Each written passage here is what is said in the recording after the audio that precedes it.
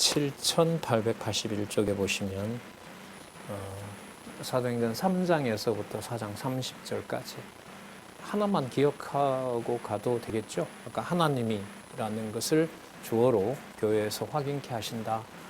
자, 그리고 표적으로 말씀이 전파된다고 하시는데, 표적으로 말씀이 전파된다는 것은 바로 하나님께서 하신다는 것을 보여주는 거죠.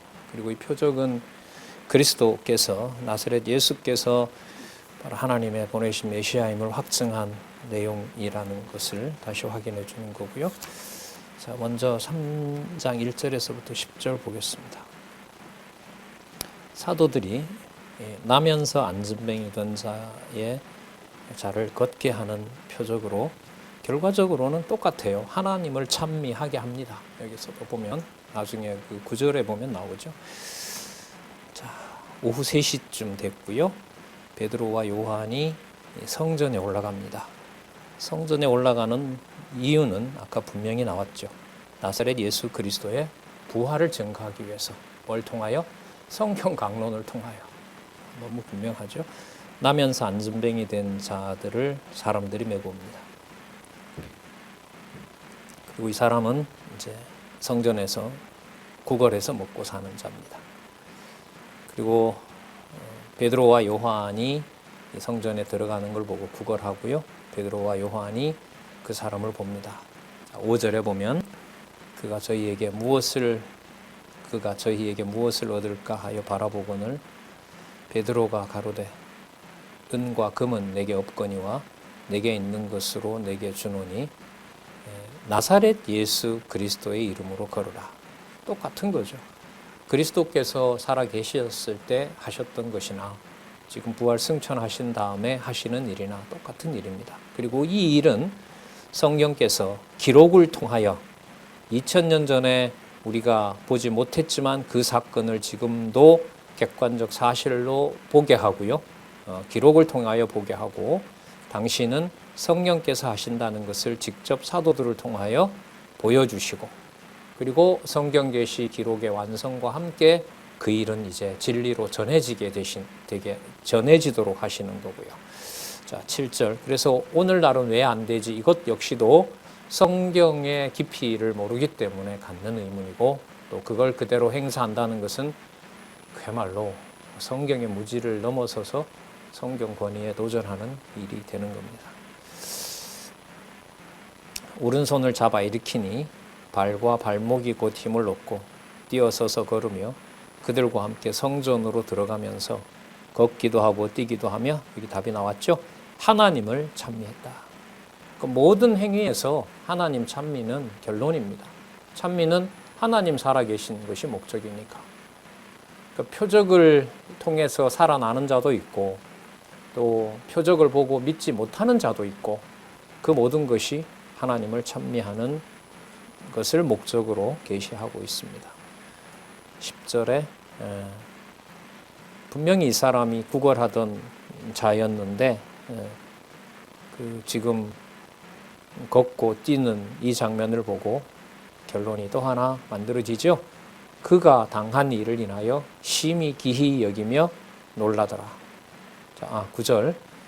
모든 백성이 그 걷는 것과 및 하나님을 찬미함을 보고 기히 여기게 된다. 이게 여러분 교회라는 실체인 거죠. 자, 그 다음에 다시 이 사건에 대해서 설명을 합니다. 볼까요? 3장 11절에 보면 사람들이 베드로와 요한을 신이 할 수 있는 걸 하니까요. 베드로와 요한에게 모여듭니다. 그리고 놀랍니다. 그를 칭송하려고 합니다. 12절. 베드로가 이것을 보고 백성에게 말하되 이스라엘 사람들아, 이 일을 왜 기히 여기느냐? 우리 개인의 권능과 경건으로 이 사람을 걷게 한 것처럼 왜 우리를 주목하느냐? 자, 그럼 누구를 주목해야 되는 것이냐? 아브라함과 이삭과 야곱의 하나님, 곧 우리 조상의 하나님이 그 종 예수를 영화롭게 하셨느니라. 그럼 지금 이 안전뱅이를 일으킨 이 사건은 13절 내용으로 보면 누가 하신 일이냐면 하나님이 하신 일이고요. 어떤 하나님이냐 하면 아브라함과 이삭과 야곱의 하나님이에요. 안전뱅이를 일으킨 사건하고 아브라함과 이삭과 야곱하고 무슨 상관이 있냐. 자, 그 다음 보시면 종 예수를 영화롭게 했다고 합니다. 그러면 지금 이 사건은 예수 그리스도가 영화롭게 된 겁니다. 그럼 예수 그리스도가 영화롭게 되는 이 현장, 보이진 않지만 안전뱅이가 일어난 이 사건이 하나님의 종인 거예요. 하나님의 종이란 말은 누가 시켜서 된 일이라는 거죠? 하나님이 시켜서 된 일이라는 거예요. 그러니까 아버지가 하신 일이라는 거죠. 그런데 그 아버지가 이제는 유대인들에게만 보여주는 것이 아니라 믿을 자에게, 참 이스라엘에게만 보여주는 겁니다. 그럼 그 참 이스라엘의 근거는 어디죠? 아브라함과 이삭과 야곱인 거예요. 그래서 아브라함과 이삭과 야곱에게 언약하신 그 하나님께서, 자, 종이 중요하죠. 종. 하나님께서 하신 일을 강조하는 말이 하나님의 종입니다. 그 하나님의 종이 바로 누구냐면 나사렛 예수세요. 그리고 그 나사렛 예수가 지금 없지 않느냐? 없는 것이 아니라 하늘에서 심판 때까지 아버지가 우편에 보호하고 있다. 그리고 이 땅에 악의 세력이 다 드러날 때까지, 그 말은 교회가 이 땅에 다 설 때까지 하나님께서 우편에 두셨다가 나중에 심판하러 보낸다. 자, 그렇게 연결이 됩니다. 유대인들에게 지혜를 주지 않으면 구약 모세 율법을 수백 독을 하고 전부 다 그 내용을 안다고 해서 이게 절로 깨달아지지는 않습니다. 그래서 성경 신학으로 여호와 중심의 말씀이 깨달아지고 깨닫게 되고 성경을 하나님의 말씀의 권위로 확증한 사건은 바로 하나님의 사역이다라는 걸 우리가 계속 강조하는 이유가 거기에 있는 겁니다.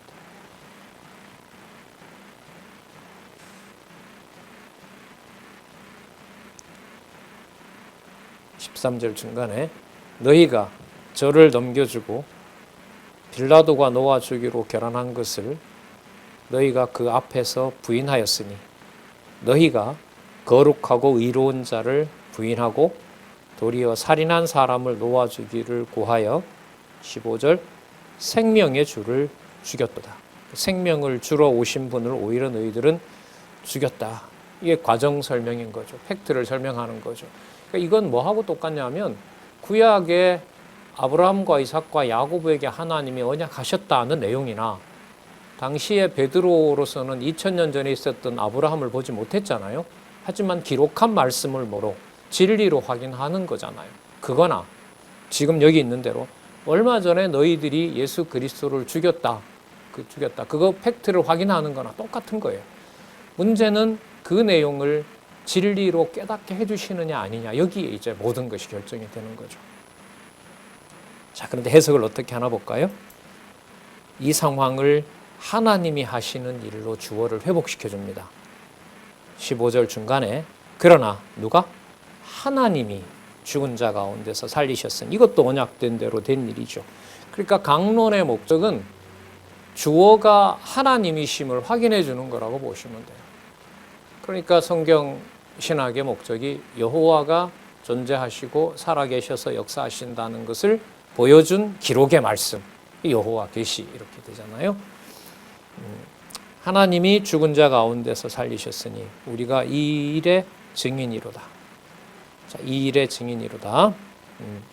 구약의 사건과 얼마 전에 있었던 예수 그리스도를 죽인 사건이나 그 팩트의 시간들을 뭐합니까? 없애버려요. 그럼 어디까지 갈까요? 태초의 천지를 창조한 거 여러분들과 저는 못 봤죠. 아브라함도 본 일이 없어요. 다윗도 본 일이 없어요. 그러나 기록한 말씀을 성령께서 보게 하면 그때 그 사건이 뭐로? 믿음으로 알게 돼요. 이게 여러분 세상 정보와 성경 정보가 다른 겁니다. 그리고 성경은 철저히 성경신학에서 강조하는 것처럼 기록된 그 말씀의 순서를 따라가야만 돼요. 따라가야만 여호와 계시가 확인이 돼요. 꼭 그런 것이냐? 이걸 이제 저는 저대로, 여러분은 여러분대로 전하고 지키고 확인하는 거예요. 16절에 모아져 있습니다. 그 이름을 믿음으로. 그 이름은 바로 생명의 주. 자, 여기 나온 표현을 한번 다 모아볼게요. 13절에 뭐라고 나왔죠? 하나님의 종 예수라 나왔죠. 그 다음에 14절에 보면 거룩하고 의로운 자라고 나왔죠. 15절에 보면 생명의 주로 나왔죠. 16절에 그 이름은 이 세 가지를 다 담고 있는 겁니다. 그 이름을 믿음으로. 그 이름이 너희 보는 나는 이 사람을 성하게 하였다. 하나님의 종, 거룩하고 의로운 자, 생명의 주가 안전뱅이를 뭐하겠다? 성하게 했다. 성하게 했다. 그러니까 보이지 않고 역사하시는 주 예수 그리스도의 능력의 그 깊이를 깨달을 자에게 모아준 하나님의 백성들에게 전하는 것이 교회의 유일한 일인 거고요. 그걸 개혁교회는 말씀과 성례와 기도다. 이렇게 교회 지표를 세 가지로 분별했는데 성경신학은 아닙니다. 성경의 권위가 성령 세례를 가능하게 하는 것이고 그 성령 세례를 받은 자들이 전혀 기도에 힘쓰니라.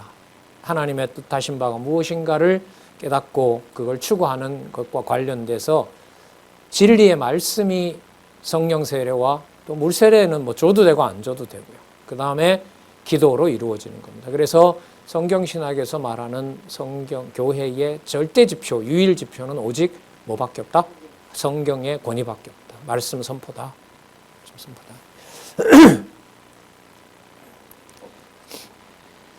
자, 아름답게 결론이 납니다. 예수로 말미암아 난 믿음이, 자, 이게 주어예요.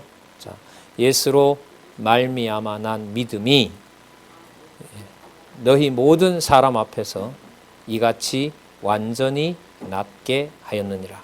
자, 16절하고 똑같죠?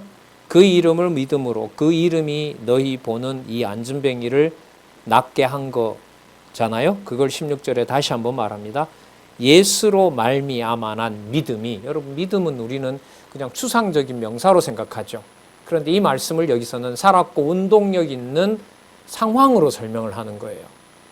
예수로 말미암아 난 믿음이 너희 모든 사람 앞에서 이같이 완전히 뭐하겠다? 낫게 했다. 그럼 이때 믿음은 다르게 말하면 뭘까요? 기록한 하나님의 말씀인 거예요. 그러면 그 말씀의 순서를 따라가는 게 생명의 주를 만나는 야곱의 사닥다리에 비유할 수 있겠죠. 이게 이제 완벽하게 다 드러난 거죠. 성경의 연결고리를 안내해 준 성경 강론집으로 자기 스스로 확인하는 일로 교회가 온전히 세워질 수 있는 길을 하나님께서 열어주신 거예요. 성경신학으로. 이 사건이 지금 사건입니다. 자, 늘 말씀드린 것처럼 하나님이 하신다는 거 당연히 강조가 되어야겠죠. 볼게요.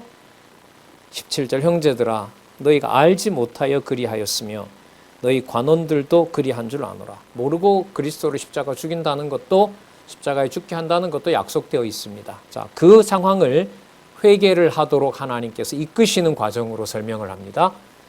그러나 하나님이 모든 선지자의 입을 의탁하사 자기의 그리스도가 해 받으실 일을 미리 알게 하신 것을 이와 같이 이루었다. 여러분들이 알지 못하고 죽인 일이 누가 정하신 바다? 하나님이 정하신 바다. 그럼 우리가 다 잘하지 않았냐? 그게 아니라 그래서 믿음이 회개시키는 자가 있고 그 믿음으로 회개시키지 않는 자가 있는데 거기에서 참 이스라엘 백성이 누구인지가 드러난다. 네. 자, 그 일이 또 기록되어 있습니다.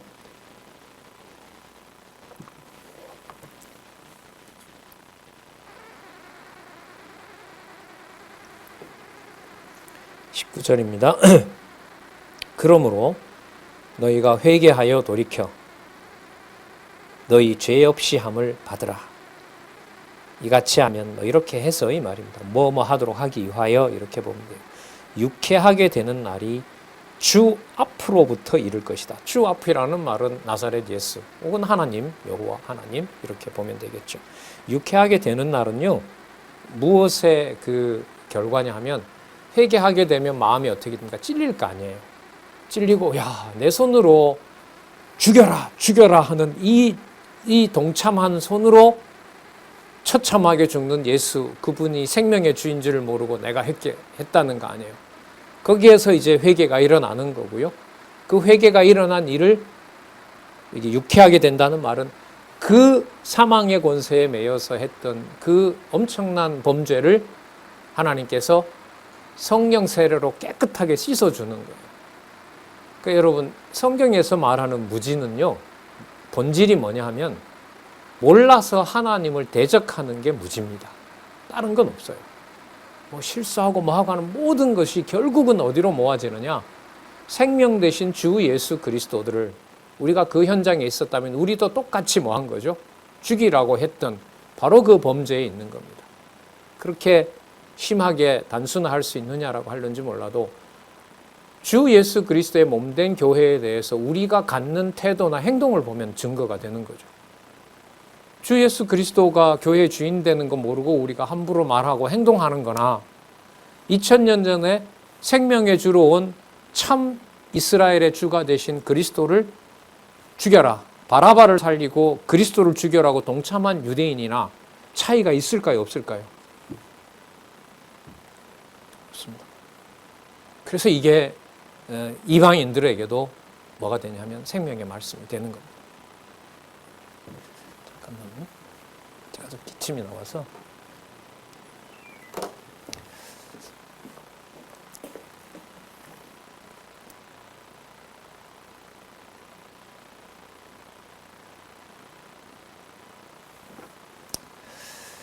자, 보겠습니다.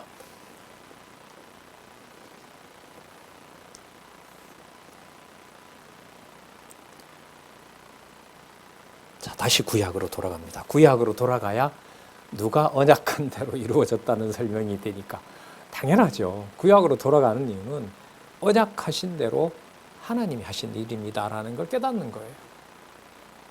그럼 성경 강론의 실제가 너무 신랄하게 나오지 않아요, 지금? 아까 여러 말로 뭐 했다 그랬죠? 확증했다는 거잖아요.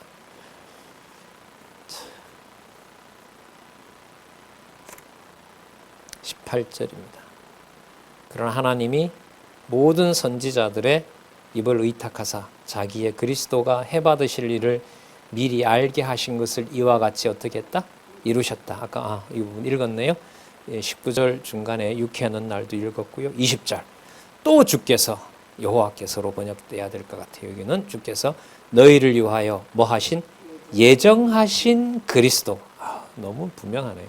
창세전에 예정하셨고, 자, 그 20절의 주어는 틀림없이 여호와가 돼야 돼요. 이거는. 자, 여호와께서 너희를 위하여 예정하신 그리스도, 곧 예수. 그럼 붙이면 예수 그리스도는 하나님께서 창세전에 예정하신 대로 오셨다. 언약하신 대로 이루셨다. 또 이렇게 되죠. 또 21절 주어 다시 하나님이 영원전부터 거룩한 선지자의 입을 의탁하여 말씀하신 바, 예정하신 거. 그러니까 창세전에도 예정하셨고 어디에서도 예정한 거? 선지자들의 입을 의탁했으니까. 어디에서? 구약에서. 아까 다윗도 누구로 불렀죠? 선지자로. 그러니까 예수를 그리스도로 미리 봤다 그랬고요. 아까 다윗은 이미 봤다 그랬잖아요. 하나님 우편에 있는 그리스도를 봤다 그랬습니다. 그리고 그 본 것을 구약의 다윗의 글을 통해서 다윗은 거기서 예언을 해놓은 거고 그걸 지금 성취하고 있다고 알려지는 겁니다. 그러니까요, 구약을 일반적으로 보던 유대인의 시각에서 사도들이 구약의 다윗 얘기를 하면 유대인들이 잘 알 것 같은데 다윗이 실제로 본 게 무엇인지는 기록한 말씀을 풀어줘야 가능해요. 해석해줘야. 그렇게 율법을 잘 알던 유대인들도 깨달을 수 없으니까, 깨닫지 못하게 하니까 결국 그리스도를 죽인 것처럼 또 사도들을 죽이게 하잖아요. 자, 그래서 이게 진짜 생명의 말씀이에요. 생명의 길인가 사망의 길인가, 이건 21절. 자, 거룩한 선지자의 입을 의탁하여 말씀하신 바 만유를 회복하실 때까지는, 이거 마지막 심판을 말하는 겁니다. 만유 회복이라고 해서 여러분 만유, 만물, 만사, 모든 만인을 구원한다는 말이 아닙니다. 만유를 회복한다는 말은 만물의 통치자가 당신이 되신다는 걸 회복한다는 거예요. 모든 사람을 다 천국 간다 이 말이 아니에요. 그래서 우리 성경신학에서 만유회복론에서 그리스도의 통치와 주권을 빼고는 말하면 안 됩니다. 만유회복된다고 하지 않았느냐? 그럼 만유회복의 목적이 뭐냐? 주 예수 그리스도가 예정하신 대로 그분이 누구다? 교회의 머리시다. 그 머리신 것의 증거가 뭐냐면 아까 사단을 뭐 아래 둔다 그랬습니까? 발 아래 둔다고 했잖아요. 그건 분명히 심판 개념이 들어가야 되거든요. 그걸 하러 오시는 분이기 때문에 만유회복이라는 것이 모든 만유를 다 깨끗하게 한다. 이런 의미로 보시면 아까 하고 모순이 되는 거죠. 만유를 회복하실 때까지는 하늘이 마땅히 그를 받아두리라. 그래서 마땅히 지금 하늘에 계시기 때문에 지금 살아 계신다. 이걸 증명하는 겁니다. 그걸 또 누가 얘기했느냐? 모세가 말하되. 여기 주 하나님도 여호와예요. 이건 뭐 100% 여호와예요. 여호와 하나님이 너희를 위하여 너희 형제 가운데서 나 같은 선지자 하나를 세울 것이니 너희가 무엇이든지 그 모든 말씀을 들을 것이라. 자, 23절. 누구든지 그 선지자의 말을 듣지 아니하는 자는 백성 중에서 멸망받으리라 하였고, 다시 사무엘이 증거합니다. 자, 사무엘 때로부터 역사적인 내용들을 얘기합니다. 사무엘 때로부터 말한 모든 선지자, 그 말라기까지, 그리고 말씀에 관여한 선지자들뿐만 아니라 그의 말씀을 또 전했던 모든 증인들. 그래서 히브리서에 가면 뭐라 그러죠? 증인이 뭐 해다 그럽니까? 허다한 증인이라 그러잖아요. 허다한 증인들. 그들이 다 전했다고 그러죠. 그러니까 지금 이 베드로의 이 강론은요, 구약 성경에 등장하는 모든 인물들이 창세전부터 존재하는 누구를, 너희들이 죽였고 하지만 부활해서 승천하신 나사렛 예수를 다 말했다는 거예요. 그러니까 유대인들이 이 말을 어떻게 받아들일 수 있겠어요? 진짜 깨닫게 하지 않으면은. 자, 진짜 모든 게 다 무너지는데, 유대인들이 알고 있었던 모든 지식들이. 자, 사무엘 때부터 옴으로 말한 모든 선지자도 이 때를 가리켜 말하였느니라. 자, 그러면 말씀을 듣는 너희는 선지자들의 자손이요. 말씀을 거부하는 유대인들과는 달리 선지자들의 자손이요. 참 좋죠. 우리가 자손 이러면 육적인 어떤 뭐 얘기라든지, 뭐 말씀 하나님의 아들이라든지, 또 뭐 예수 그리스도의 지체란 이런 말을 하는데, 여기 표현 보면 누구의 자손이요? 선지자들의 자손이요. 이렇게는 말을 하지 않거든요. 근데 성경은 나오죠. 그럼 선지자들의 자손은 분명해요.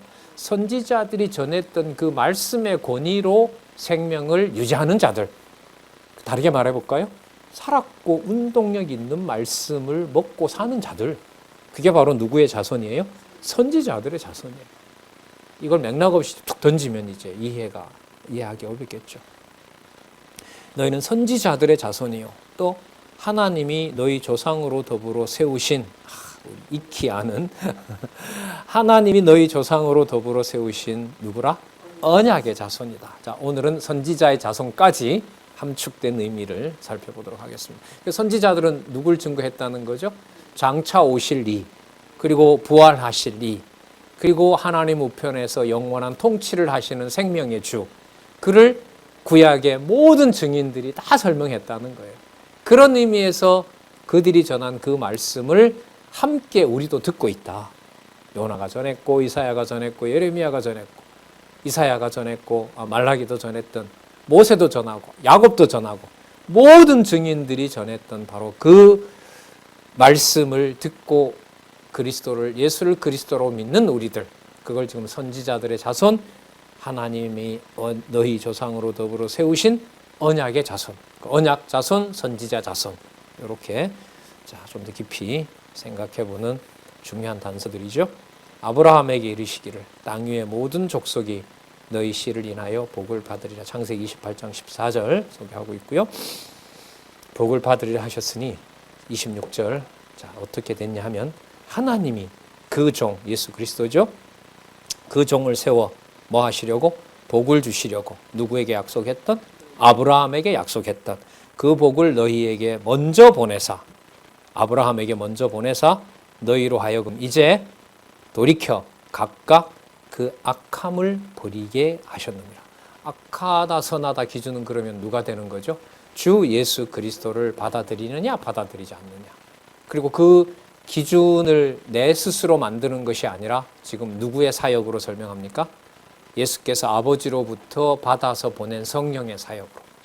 그리고 그 성령의 사역은 말씀을 선포하게 하는 것처럼 지금은 기록한 말씀을 깨닫게 된 것으로. 어떻게 보면 내용, 우리가 하고 싶은 일 또 되어졌으면 좋은 상황은 하나예요. 나 자신부터 시작해서 한국의 모든 말씀을 들을 하나님의 백성들이 성경을 펴서 스스로 보게 되는 사건이 벌어지면 돼요. 누구에 의해서가 아니라. 강제가 아니라. 여러분, 밥은 부모를 통해서 먹지만은 먹고 할 때 그건 내가 내 손으로 내 입으로 넣는 거잖아요. 그런 면에서 단순한 사건이죠. 성경신학의 원하는 바는, 성경신학을 통해서 원하는 바는 지금처럼 하나님의 말씀을 모르면 악한 상태로 그대로 있으니까 누구든 그 말씀을 펴서 자기의 양식으로 삼을 수 있도록 안내해주고 그 사건이 전 우주에 확대되는 것. 이걸 사단은 방해하겠죠. 핍박을 통해서 확인하겠죠.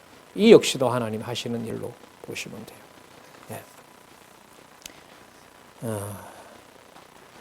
여러분, 제가 준비를 오늘도 고백을 하면 제가 8장까지 오늘 이렇게 혼자 공부도 하고 준비도 해오거든요. 근데 이제 넉넉하게 준비를 해요. 그런데 이제 진도를 제가 요즘은 사실상 크게 신경을 안 써요.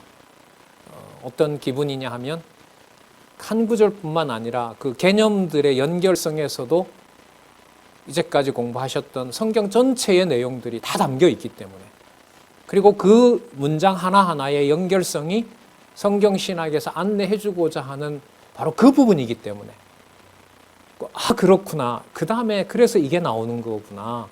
이 번역은 좀 주가 아니라 여호와가 돼야 되는 거구나. 그래서 여호와의 살아계신 증거이구나.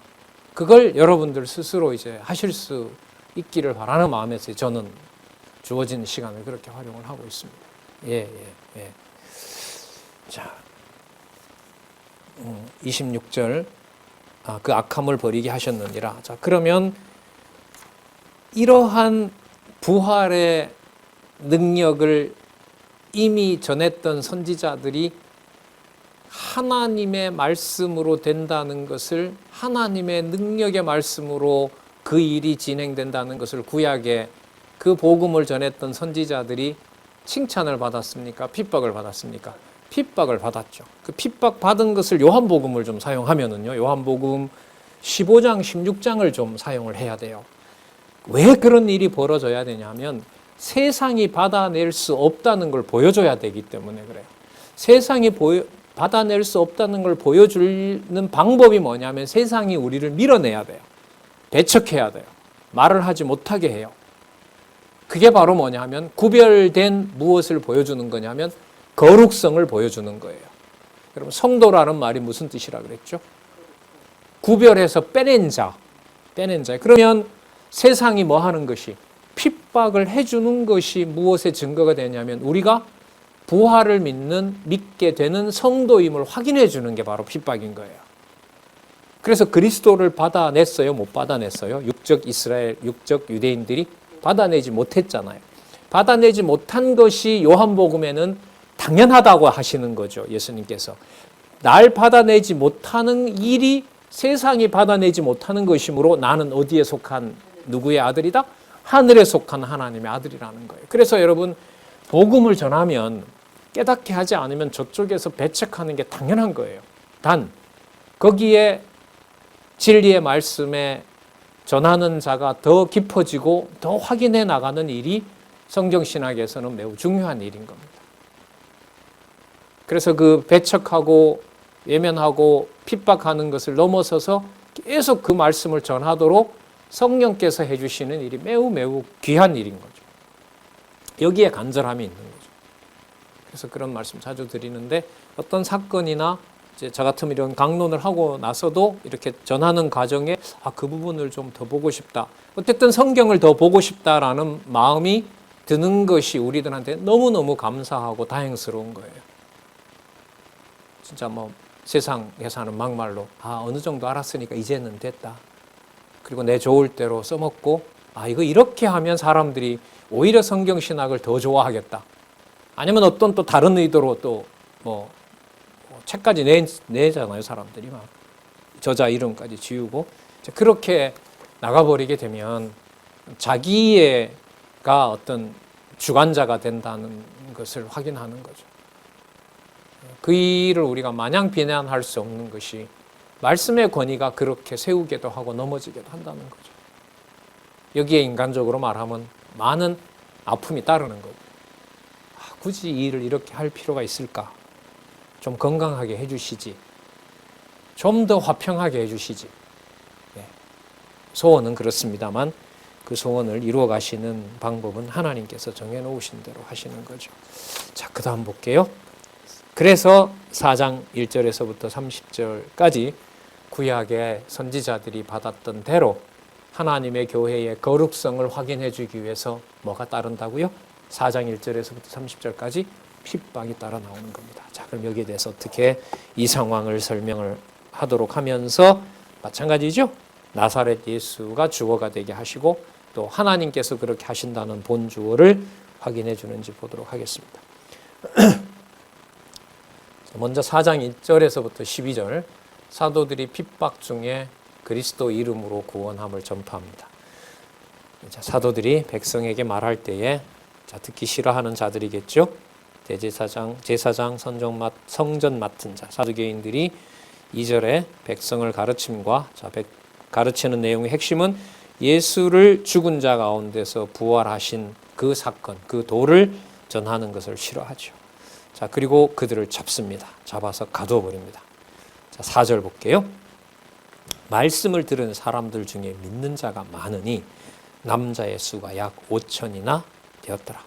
여러분, 이거는 구약의 언약한 아까 말씀드렸죠. 생육하고 번성하게 하시는 사건의 성취로 보면 돼요. 그러니까 여러분 출애굽기 1장에 나오죠.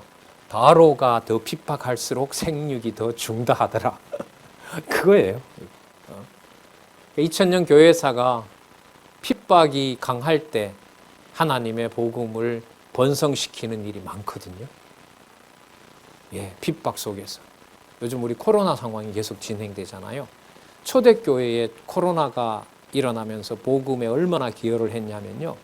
당시에 그 사제들은 이른바 로마 유대인들뿐만 아니라 유대 종교 권력자들은 전부 다 거의 다 도망을 갑니다.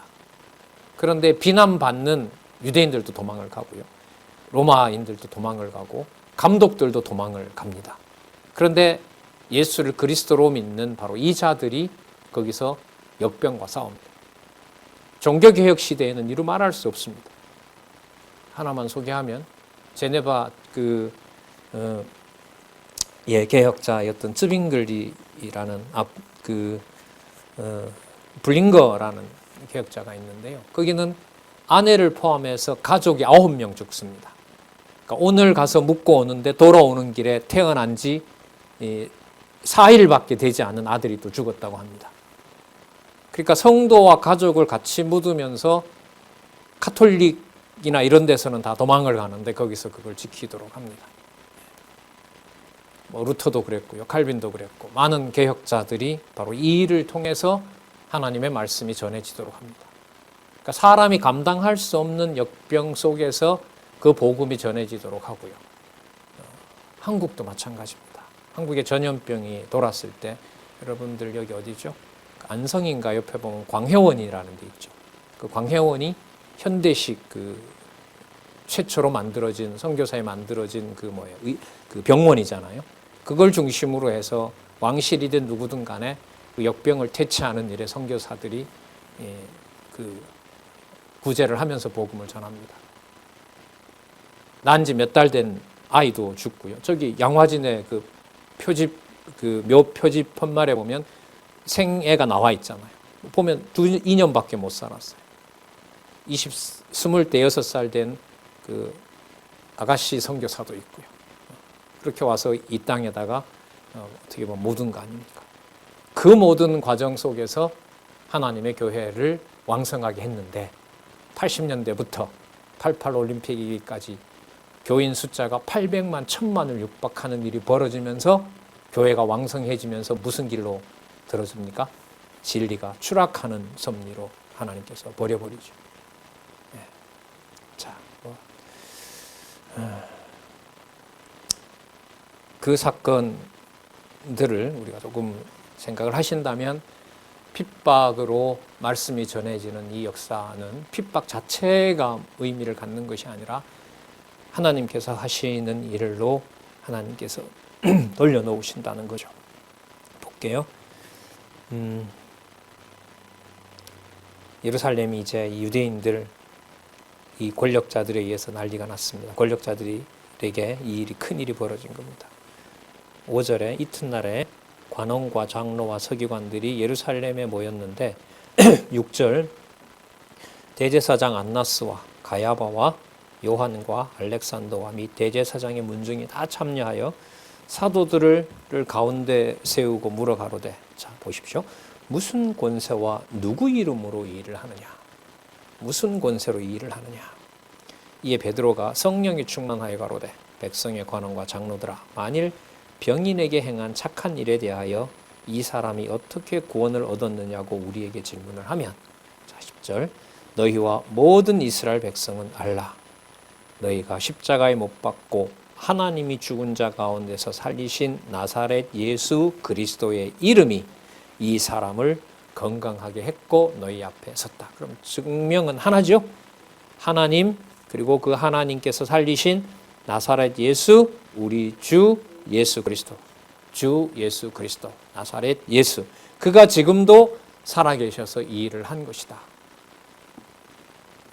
그리고 그 예수의 이름을 유대인들이 듣기 싫어하는 하나님 여호와와 관계를 시키죠. 이 말을 가장 싫어하거든요, 유대인들은. 그래서 요한복음에 보면 예수님한테 그러죠. 야, 여호와가 했다고 하지 말고 그냥 네 이름으로 제발 좀 한다고 해라. 너 이름으로. 누구 이름을 거기에 엮는 걸 싫어하는 거예요? 여호와 하나님. 그런데 예수님은 누구를 빼놓고는 설명이 안 돼요? 그렇죠. 여호와 하나님을 빼고는 주 예수 그리스도가 설명이 안 되는 거잖아요. 그래서 여러분 이 사도행전에서부터 이제 요한계시록까지 설명을 할 때 하나님 아버지와 주 예수 그리스도라는 개념이 계속 같이 나오는 거예요. 그리고 성령께서 귀 있는 자는 들을지어다라고 하는 것도 성령의 역사도 들어가는 거고요. 그게 하늘의 일과 땅의 일이 통일된 사건으로 교회의 머리 대신 그리스도가 살아계신 것을 증거하는 일이 되는 겁니다. 12절, 자 확정을 해버리죠. 다른 이로서는 구원을 얻을 수 없나니 천하 인간의 구원을 얻을 만한 다른 이름을 우리에게 주신 일이 없습니다. 구원은요, 오직 예수 그리스도만 머리 되셨을 때 가능한 일이에요. 그래서 종교다원주의를 받아들일 수가 없어요. 종교다원주의 상황에서 복음을 자유롭게 전하는 상황은 받아들입니다. 만약에 저라도 WCC에 참여해서 발표할 기회를 주겠다라고 신청했는데 하라 그러면 저는 하겠습니다. 하지만 전하러 하는 거지 그 사람들의 이념이 종교다원주의를 지향하는 것이 맞다라는 걸 동의하기 위해서는 아닌 거죠. 때를 얻으나 못 얻으나 증거하시겠다고 하는 것은 약속이기 때문에 천하 인간의 구원을 얻을 만한 다른 이름을 너희에게 주신 일이 없습니다. 오직 예수. 자, 그가 오직 하나님의 아들, 구원의 주가 되신다는 겁니다. 자, 그 일을 하나님이 하신다는 일로 설명을 또 하겠죠. 모든 사건의 결론은 똑같아요. 하나님을 찬미케 했다. 먼저 보실래요? 21절. 관원들이 백성을 인하여 저희를 어떻게 벌할 도리를 찾지 못하고 다시 위협하여 놓아 주었으니 이는 모든 사람이 그된 일을 보고 누구에게 영광을 돌린다? 이게 바른 거죠. 하나님께 영광을 돌리게 됩니다. 자, 다시 돌아가서 4장 13절부터 보겠습니다. 자, 베드로와 요한이 확신을 가지고 기탄 없이 말을 합니다. 그런데 이 사람들이 알기로 저 우리한테 안 배웠는데 그 율법 학교가 얼마나 그 중요하고 권위가 있어요. 그런데 여기 보면 본래 학문이 없는 자인데 학문이 없는데 여러분 누구를 몇 년 동안 따라다녔어요? 예수님을 3년 동안이나 다녔는데 거기서 성경 강론을 직접 교육을 받았는데, 자, 인간적인 얘기입니다. 성령께서 깨닫게 하셔서 생각나게 하셔서 이 말씀을 전하게 하는 거죠. 그렇게 보면은요, 그 이른바 제도권 교육을 받는다는 게 세상에 살아가기 위한 어떻게 보면 그 법을 배우고 뭐 지식을 배우는 거잖아요. 가정교회가 만약에 이른바 성경 중심을 통해서 말씀을 전하는 걸로 이루어지고, 말씀 깨닫게 하려면 뭘 알아야 돼요? 글도 알아야겠고, 그러다 보니 역사도 얘기가 나오는 거고, 그리고 뭐 한국사도 알게 되고, 유럽 역사도 알게 되고, 기독교 역사도 알게 되고, 그리고 성경을 좀 더 깨닫게 하기 위해서, 깨닫기 위해서 헬라어도 공부할 수도 있고, 히브리어도 공부할 수가 있고, 그렇게 그 일이 주가 되면서 다른 세상 지식들이 그 복음을, 진리의 말씀을 깨닫는데 도구가 돼야 되는 거거든요. 정상적인 게. 자, 그럼 그렇게 된다면은 세상 기준으로 보면 뭐가 없어도, 인류대를 나온 뭐가 증명서가 없어도 말씀을 깨닫는 것 중심으로 해서 누구를 알 수가 있어요? 가정교회를 통해서 하나님을 알 수 있는 일이 벌어질 수가 있는 거죠. 근데 이게 선후가 바뀌어진 정도가 아니라 세상에 있는 그 모든 것들이 교회를 집어삼켜버리고, 그걸 보통 맘모니즘이라 그러죠. 돈 숭배 사상, 맘모니즘. 그게 교회를 집어삼키고 가정교회도 집어삼키면서 기독교 교육재단도 다 뭐예요? 입시를 위한 기관으로 지금 다 변질되어 있는 거죠. 그리고 법이 통과된다면은 그 포차법, 기독교 재단에서도 기독교만 하나님의 말씀이다라는 걸 누군가가 이 일을 제기하면 거기에 대해서는 형사처벌을 받는 경우로 지금 가고 있는 거고요. 이 상황에서 자, 13절 하다가 이 말씀을 드렸는데, 본래 학문이 없다 하더라도, 세상적인 지식이 없다 하더라도 얼마든지 현대에서는 다른 채널로 진리의 말씀을 얼마든지 깨닫게 할 수가 있다. 그런 일이 벌어진지는 모르겠지만 앞으로 벌어질 수 있겠죠. 할머니 할아버지한테 요즘은 뭐 오래 사시니까 60대 초반에 50대 말에 정년퇴임하면 적어도 20년, 30년은 20년이면 여러분 애가 커서 어디까지 가죠? 대학까지 가는 기간이 엄청 긴 기간이잖아요. 거기에 이제 할머니들, 할아버지들 몇 명이 뭐 대부분 다 언어도 아시고 다 할 수 있는 분들이니까, 교육 환경이 좋으니까요. 그렇게 어떤 구역이나 이런 데서 말씀들을 나누어서 하고, 이른바 케어해주고, 좀 뒷바라지 해주고, 이런 일들이 얼마든지 일어날 수가 있다고 봐요. 글쎄요, 벌써 일어나고 있는지도 모르겠지만, 자, 그 본래 학문 없는 범인으로 알았다가 이상히 여기며, 또 그 전에 예수와 함께 있던 줄도 알고, 또 병 나은 사람이 그들과 함께 서는 것을 보고 힐난할 말이 없어요. 반박할 게 없어요. 왜? 증거가 너무 분명하니까. 그런데 신기하죠? 분명히 증거가 반박할 수 없이 선명한데 믿어요, 못 믿어요? 믿지 못하게. 믿지 못하게. 그래서 논리적 증명이 명확하기 때문에 진리를 믿는다라는 건 성립하지가 않아요. 당장 이걸로 반박할 수가 있기 때문에.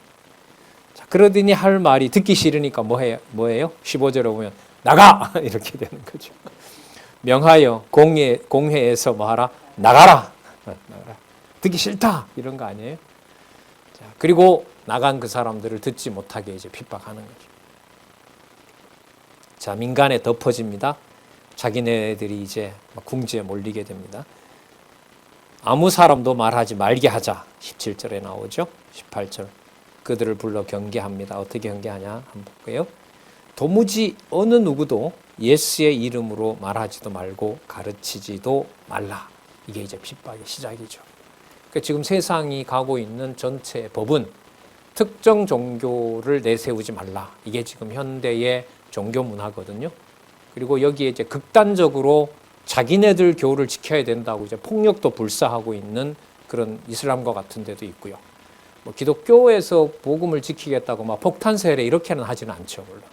그러면 우리나라의 다른 종파에 가서 막 망치로 뭐 불상 깨버리고 하는 그런 일도 있지만, 뭐 어쨌든 대한민국 사회에서는 일반 은총적으로 법이 종교의 자유를 보호하고 있기 때문에 어떻게 보면 참으로 안정된 나라죠. 그런데 이 안정된 것을 진리의 말씀을 전하도록 하나님께서 쓰면 참 좋았는데, 과거에 종교의 자유를 가지고 있을 때 마음껏 전하게 하면 좋은데, 지금은 여러분 그게 이제 어떤 사적인 개인의 욕심을 위해서 종교의 자유를 이용해서 자기 것만 강요하고 그걸 제도로 만드는 일로 가게 되면 교회는 부패하게 되는 겁니다.